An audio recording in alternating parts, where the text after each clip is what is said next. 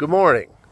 I'm at the riverfront in Cape Girardeau, and I just finished a great video with metaphors about the water and the wind and the air and the eagles. And then I get a call from one of my deputies, and I forgot to turn on the airplane mode. So wiped out all those wonderful thoughts. But let me go back and try to regroup. First of all, I'm entreating upon you to look at your syllabus and look at the wonderful schedule that's attached, because all of your assignments, your due dates, everything to plan your life for the next couple months is on that schedule.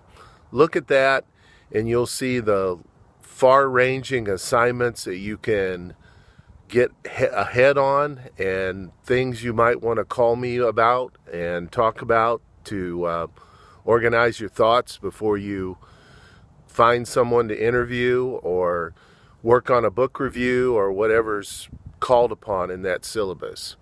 I will go back on my metaphor, because as you look at this river here behind me, and as I train kids in water quality monitoring for the conservation department, I bring them out and look at the water surface, and there's ice flows going down, there's riffles, there's trash, there's ducks on the water upstream, and you're looking at the surface. You're not looking at the cubic foot volume of water going downstream here. Millions of gallons, millions of cubic feet is how they measure water flow, and parts of this river is 15 foot, maintained by the Corps of Engineers, but there's sections that are 80, 100 feet.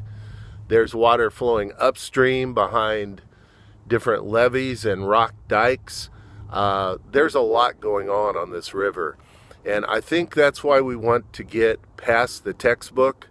The textbook is important because you're seeing the surface and you're seeing the framework of criminal justice or juvenile justice, but I want to get into the depth of the structure. The Marshall Project and Police One are very good ways to get a little bit about that. In Police One, there's training videos. There are articles about events happening for and to and of policing, and it's more designed to serve law enforcement officers and departments. So that'll give you a real good look at that angle. The Marshall Project gets in depth and interviews inmates, policymakers. It has a more liberal approach at times, but it's looking at the major flow of criminal justice reform. And so between those two sites, it'll give you some good views of what's going on.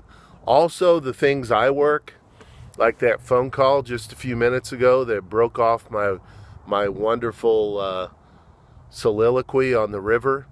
I'm working a rape case, and we're trying to get a prosecutor to get a warrant so we can get a phone on an offender, because the little girl's story is just not believable. There's parts of it that there's discrepancies. She goes back and forth on date, what's touched, what didn't happen, but she's an emotional wreck. So we want to file a case, but we're trying to get enough evidence to file the case.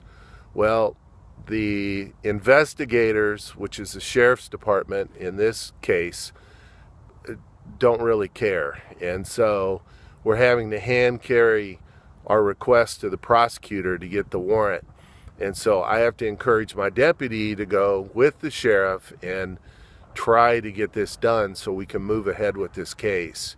And it was something I just happened to see yesterday, that the case had been languishing. It's one of my 10 deputies. And so this morning I called her and gently encouraged her to go the extra mile to try to get that warrant so we can move it along. But in the course of a week, I'm moving along over 100 cases. In the last, I don't even know what day of the week it is, but it should be about the 18th or 19th. But so far in January, we've taken custody over 20 kids for methamphetamine addiction of their parents. So from babies at the hospital up to 14 years of age. So we're working those abuse neglect cases fast and furious these days in Cape Girardeau because we have a meth epidemic.